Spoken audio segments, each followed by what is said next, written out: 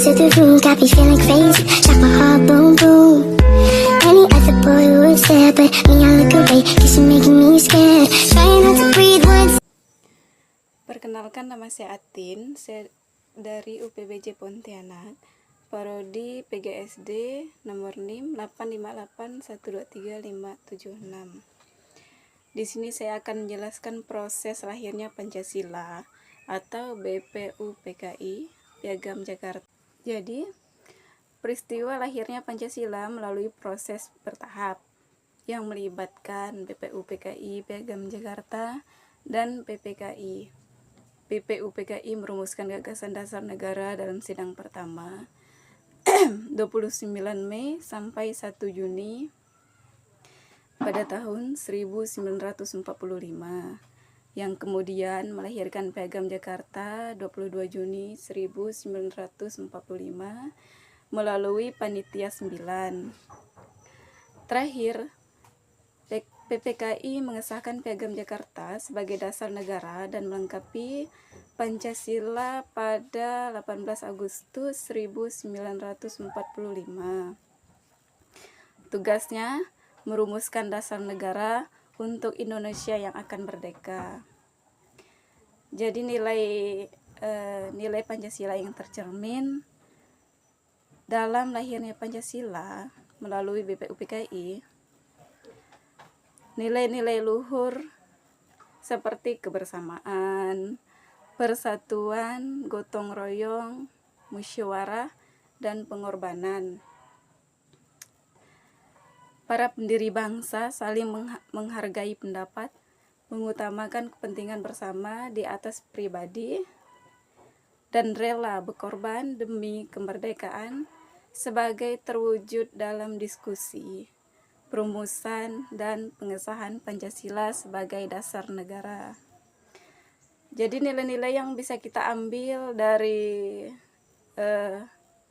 lahirnya Pancasila melalui BPUPKI, Piagam Jakarta, dan PPKI adalah yang pertama, kebersamaan dan persatuan. Ya, meskipun ada perbedaan pendapat, para tokoh mengutamakan kebutuhan bangsa. Terlihat dari proses sidang BPUPKI dan PPKI yang berhasil menyatukan berbagai pandangan untuk menciptakan suasana damai. Dan yang kedua, musyawarah dan demokrasi. Perumusan Pancasila dilakukan melalui diskusi yang melibatkan pendapat dari berbagai pihak. Nilai ini mencerminkan kehormatan terhadap kedaulatan rakyat dan kebersamaan pendapat. Dan yang ketiga, rendah hati dan menghargai pendapat. Para pendiri bangsa tidak bersikap sombong dengan pendapatnya. Mereka menerima gagasannya dianggap lebih sesuai untuk kepentingan nasional, serta mendengarkan dan menghargai pandangan orang lain. Dan yang keempat, gotong royong. Semangat kerja sama dengan gotong royong yang terlihat dalam upaya bersama untuk merumuskan dan mengesahkan dasar negara. Ya, meskipun kebutuhan pengorbanan yang besar. Dan selanjutnya, rela berkorban. Para tokoh menunjukkan sikap rela berkorban waktu, tenaga, dan biaya demi kepentingan bangsa dan negara di masa depan. Dan yang terakhir, ketuhanan dan kemanusiaan. Nilai-nilai ini kemudian terangkum dalam sila-sila Pancasila. Misalnya, perdebatan mengenai sila pertama dan Piagam Jakarta menunjukkan adanya upaya pencapaian kesepakatan yang menampung berbagai pandangan mengenai ketuhanan dan kemanusiaan. Jadi dari penyampaian ini, pelajaran yang dapat kita ambil dari proses perumusan Pancasila ada 5 pelajaran. Yang pertama, persatuan dan kebersamaan. Persatuan dan kesatuan bangsa di atas perbedaan pandangan. Nilai ini terlihat dalam kesepakatan yang diambil melalui musyawarah mufakat untuk kepentingan bersama seperti disepakati dalam sidang BPUPKI dan PPKI.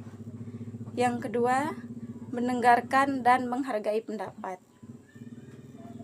Proses perumusan Pancasila melibatkan diskusi yang mendalam, di mana setiap pendapat didengarkan dan dihargai. Hal ini menunjukkan pengakuan terhadap derajat yang sama bagi setiap orang dan kesediaan untuk menerima pandangan yang lebih sesuai dengan kepentingan nasional. Dan selanjutnya, rendah hati. Para tokoh tidak bersikap sombong atau kaku dengan pendapat pribadi. Dan yang terakhir, kerja keras. Pancasila membutuhkan kerja keras para tokoh bangsa yang mengarahkan segala kemampuan dan usaha untuk menggali nilai-nilai kebangsaan. Jadi, proses lahirnya Pancasila melalui BPUPKI, Piagam Jakarta, dan PPKI memberikan banyak pelajaran penting, yaitu mengutamakan persatuan dan kesatuan bangsa di atas kepentingan pribadi atau golongan. Yang kedua, rela berkorban untuk kepentingan bangsa dan negara. Dan yang ketiga, musyawarah mufakat untuk mencapai keputusan bersama. Dan yang kelima, toleransi dan menghargai perbedaan. Dan yang terakhir, kerja keras dan rendah hati.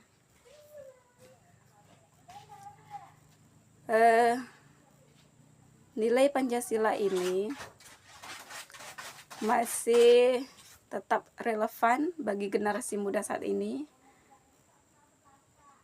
Jadi, generasi muda mengamalkan nilai-nilai ini dalam kehidupan sehari-hari melalui beberapa cara. Yang pertama, memanfaatkan teknologi dengan bijak, yaitu di mana menggunakan media sosial untuk menyebar konten positif, mengampanyekan toleransi, dan melawan hoaks yang tidak memecah belah bangsa. Dan yang kedua, menghargai keberagaman, berinteraksi dan menjalin pertemanan dengan orang-orang dalam berbagai latar belakang, menghargai perbedaan pendapat, serta menghindari perundungan.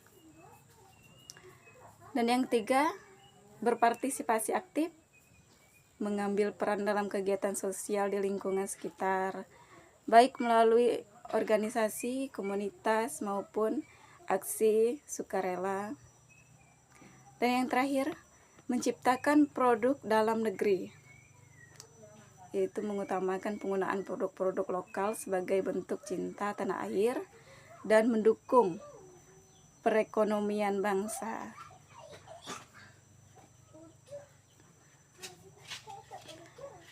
Dengan memahami dan mengimplementasikan nilai-nilai luhur dari proses kelahiran Pancasila, generasi muda tidak hanya melestarikan sejarah, tetapi juga membangun masa depan Indonesia yang lebih baik, toleran, dan berkeadilan.